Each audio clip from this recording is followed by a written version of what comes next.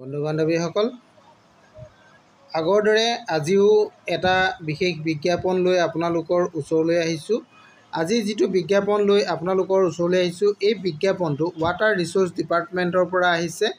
অসম চৰকাৰৰ অধীনত এই পদসমূহ অনলাইন আবেদন কেতিয়াৰ পৰা আৰম্ভ হ'ব, ইয়াৰ আবেদন কৰিবলৈ হ'লে আপোনালোকৰ বয়স কিমান লাগিব, শিক্ষাগত অৰ্হতা কিমান প্ৰয়োজন হ'ব, পদ কিমান আছে ইত্যাদি সকলোখিনি বিষয়ে জানিবৰ কাৰণে আপোনালোকে ভিডিঅ'টো শেষলৈকে চাব বুলি মই আশা ৰাখিলোঁ। বন্ধু বান্ধৱীসকল, আপোনালোক যদি মোৰ চেনেলত প্ৰথমবাৰলৈ আহিছে তেনেহ'লে চেনেলটো ছাবস্ক্ৰাইব কৰি কাষতে থকা অল নটিফিকেশ্যনটো অন কৰি দিব। আহকচোন আজিৰ ভিডিঅ'টো আমি আৰম্ভ কৰোঁ। বন্ধু বান্ধৱীসকল, আপোনালোকে বিজ্ঞাপনটো নিশ্চয় দেখা পাইছে। এইটো বিজ্ঞাপনটো অসম লোকসেৱা আয়োগৰ পৰা প্ৰকাশ কৰিছে। এই বিজ্ঞাপনটো প্ৰকাশ কৰিছে আপোনালোকৰ 5 মে' 2025। এইটো আপোনালোকে দেখিছে 5 মে' 2025 তাৰিখে বিজ্ঞাপনটো প্ৰকাশ কৰিছে। ইয়াতে মুঠ পদ আছে আপোনালোকৰ 17টা। এইটো আপোনালোকে দেখিছে টোটেল পদ আছে 17টা আৰু পদটো আহিছে আপোনালোকৰ ৱাটাৰ ৰিচোৰ্চ ডিপাৰ্টমেণ্ট। এইটো আপোনালোকে দেখিছে ৱাটাৰ ৰিচোৰ্চ ডিপাৰ্টমেণ্টৰ পৰা পদটো আহিছে।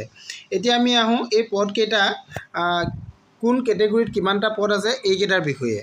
আপোনালোকে চাব পাৰিব অপেন কেটেগৰীত মুঠ পদ আছে 10টা, তাৰে 4টা পদ আপোনালোকৰ ওমেন ৰিজাৰ্ভেশ্যন দিয়া হৈছে। আৰু OBC ৰিজাৰ্ভেশ্যনত আপোনালোকৰ মুঠ পদ আছে 4টা, তাৰে 2টা পদ ওমেনৰ কাৰণে দিয়া হৈছে। আৰু ৰিজাৰ্ভ ফৰ OBC এইটো 3 টাইপ এণ্ড আদিবাসী কমিউনিটিৰ কাৰণে আহিছে, 1টা পদ আছে ইয়াতে। আৰু SCৰ কাৰণে ইয়াত কোনো ধৰণৰ ৰিজাৰ্ভেশ্যন পদ নাই। আৰু STৰ কাৰণেও ST প্লেনৰ কাৰণেও কোনো ধৰণৰ ৰিজাৰ্ভেশ্যন পদ নাই। ST হিলছৰ কাৰণে ইয়াতে 2টা পদ আছে, তাৰে 1টা পদ ওমেনৰ কাৰণে দিয়া হৈছে। টোটেল আপোনালোকৰ পদ হৈ গ'ল 17টা, তাৰে 7টা পদ ওমেনৰ কাৰণে ৰিজাৰ্ভেশ্যন দিয়া হৈছে। এইখিনি পদখিনি আছিলে, আপোনালোকে গোটেইখিনি পদ দেখিলে।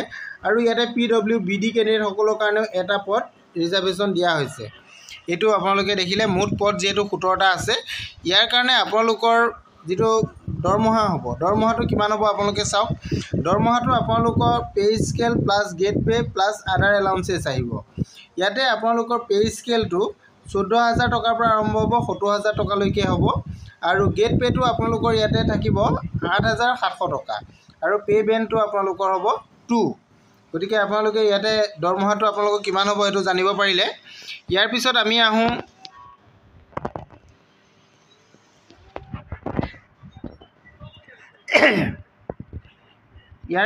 আমি আহোঁ এই পদকেইটাৰ কাৰণে আপোনালোকৰ যিটো ইলিজিবিলিটিৰ যিটো ক্ৰাইটেৰিয়া আছে, ইয়াত আপোনালোকে ইলিজিবল হ'বলৈ হ'লে আপোনালোকে মাষ্ট বি ইণ্ডিয়ান চিটিজেন হ'ব লাগিব, নাম্বাৰ 1। নাম্বাৰ 2, আপোনালোকৰ পাৰ্মানেণ্ট ৰেচিডেণ্ট ইন আছামৰ হ'ব লাগিব। এইটো ইয়াতে উল্লেখ আছে, permanent resident certificate issued in আছামৰ হ'ব লাগিব, তেতিয়া আপোনালোকে এই পদৰ কাৰণে যোগ্য হ'ব। আৰু 2 নম্বৰ আপোনালোকৰ যিটো এডুকেশ্যনেল কোৱালিফিকেশ্যনটো আপোনালোকৰ ইয়াতে candidate must have 3 years diploma in mechanical engineering. 3 বছৰ আপোনালোকৰ মেকানিকেল ইঞ্জিনিয়াৰিঙত ডিপ্ল'মা থাকিব লাগিব, তেতিয়া আপোনালোকে এপ্লাই কৰিব পাৰিব এই পদৰ কাৰণে। যিহেতু পদটো হৈছে মেকানিকেল ইঞ্জিনিয়াৰিং পদ আছে, গতিকে আপোনালোকে এইটো ডিপ্ল'মাটো আপোনালোকৰ খুব প্ৰয়োজন হ'ব। আৰু ইয়াৰ কাৰণে আপোনালোকৰ বয়সৰ কথাটো ইয়াতে উল্লেখ আছে। বয়সটো 18 বছৰৰ পৰা 40 বছৰৰ ভিতৰত হ'ব লাগিব 1/1/2025লৈকে। 1 জানুৱাৰীলৈকে আপোনালোকৰ 18ৰ পৰা 40ৰ ভিতৰত হ'ব লাগিব। আৰু ইয়াতে কেটেগৰী ৱাইজত আপোনালোকৰ আপাৰ এজৰ ৰিলেক্সেশ্যন পাব। যেনে আপোনালোকৰ SC আৰু ST কেণ্ডিডেটসকলে 45 yearsলৈকে কৰিব পাৰিব। আৰু OBC কেণ্ডিডেটসকলে 43 yearsলৈকে এপ্লাই কৰিব পাৰিব। এক্স ছাৰ্ভিচমেন যদি আছে তেওঁলোকে 42 yearsলৈকে এপ্লাই কৰিব পাৰিব। ঠিক তেনেদৰে PWBD কেণ্ডিডেটসকলে 10 বছৰ ৰিলেক্সেশ্যন পাব। আৰু SC ST যদি হয় তেনেহ'লে আনৰিজাৰ্ভ কেণ্ডিডেটসকলেও ঠিক তেনেধৰণে পাব। ইয়াতে ৰিজাৰ্ভেশ্যন PWBD কেণ্ডিডেটসকলে এইখিনি কথা ইয়াতে উল্লেখ আছে। SC আৰু ST বা OBC বা আনৰিজাৰ্ভ কেণ্ডিডেটসকলেও ইয়াতে PWBD কেণ্ডিডেটসকলে পাব 10 বছৰ আপাৰ এজৰ ৰিলেক্সেশ্যন, অৰ্থাৎ তেওঁলোকে 40ৰ জেগাত 50 বছৰ বয়সলৈকে তেওঁলোকে এপ্লাই কৰিব পাৰিব। ইয়াৰ কাৰণে আপোনালোকে ক্লাছ 10 বা ক্লাছ 12 এক্সামিনেশ্যনৰ এডমিট কাৰ্ড বা পাছ চাৰ্টিফিকেট বা মাৰ্কশ্বিট আপোনালোকে ইয়াতে প্ৰডিউচ কৰিব পাৰিব বা ডেট অফ বাৰ্থো আপোনালোকে প্ৰডিউচ কৰিব পাৰিব। এইখিনি কথা ইয়াতে উল্লেখ আছে, আপোনালোকে চাই ল'ব পাৰিব। আৰু ইয়াতে আপোনালোকৰ যিটো মেইন এছেঞ্চিয়েল আপোনালোকৰ ডেট, এই ডেটকেইটা আপোনালোকে জানি ল'ব লাগে। আপোনালোকৰ ইয়াৰ অনলাইন যিটো আবেদন, অনলাইন আবেদনটো 8 মে'ৰ পৰা আৰম্ভ হ'ব। অৰ্থাৎ আজিৰ পৰা এই মই ভিডিঅ' বনাই থকা তাৰিখৰ পৰা আপোনালোকে অনলাইন আবেদন কৰিব পাৰিব। আৰু 7 জুন 2025লৈকে আপোনালোকে এপ্লাই কৰিব পাৰিব। আৰু ইয়াৰ কাৰণে যিটো আপোনালোকৰ এটা এপ্লিকেশ্যন ফিজ পে'মেণ্ট কৰিব লাগিব, সেইটো পে'মেণ্টটো আপোনালোকে 9 জুনৰ ভিতৰত পে'মেণ্ট কৰিব লাগিব। পে'মেণ্ট আপোনালোকে কিমান কৰিব লাগিব এইটো চাওক। যিসকল জেনেৰেল কেটেগৰী কেণ্ডিডেট আছে তেওঁলোকে 297.2 ৰুপিজ, আৰু যিসকল OBC আৰু MOBC তেওঁলোকে 197.2 ৰুপিজ, আৰু SC ST BPL আৰু PWBD কেণ্ডিডেটসকলে 47.2 ৰুপিজ পে'মেণ্ট কৰিব লাগিব। এইটো অনলাইন থ্ৰু। অনলাইন আপোনালোকে ডেবিট কাৰ্ড বা ক্ৰেডিট কাৰ্ডৰ সহায়ত বা নেট বেংকিঙৰ সহায়ত আপোনালোকে এইটো পে'মেণ্টটো কৰিব লাগিব। এইটো আপোনালোকৰ পে'মেণ্টৰ কথা আহিলে।